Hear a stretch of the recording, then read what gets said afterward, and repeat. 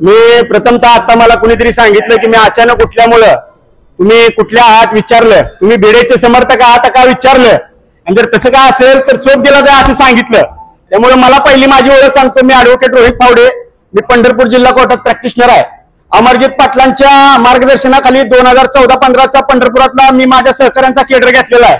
त्या cadre base कार्यकर्ता आहे. आणि रात्री 2 वाजता जोपर्यंत दादा रेस्ट हाऊसला जात नाहीत, गेस्ट हाऊसला त्यांच्या अकलूजला, तोपर्यंत सोबत असलेला कार्यकर्ता आहे. आणि मागच्या आषाढीला सकाळी 11 वाजता इंडिव्हिज्युअल एकटा प्रवीण दादांच्या घरी फराळ केलेला आहे पुण्यात हडपसरला.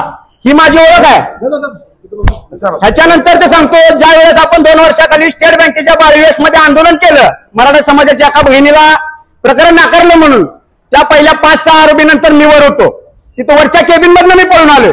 माऊली भाऊ स्वतः आपण असाल, आपण ओळखत नसाल, दीपक दादा आहेत. ती माझी ओळख सांगायची वेळ आली, कारण मला खाली बसवलं आणि मी भिडेचा कार्यकर्ता आहे का मला विचारलं गेलं. माझं एवढं ज्या निमित्तानं आपल्याला विचारणं आहे, जे 100 व्हिडिओ फिरतायत त्या व्हिडिओमध्ये असं दिसतंय, माफ करा मी महाराज मानणार नाही, जन्मजय भोसले यांचे जे चिरंजीव आहेत त्या आरोपीला पोलीसच्या गाडीमध्ये घातल्यानंतर त्या आरोपीच्या कानामध्ये जन्मजय भोसलेचा मुलगा काय बोलत होता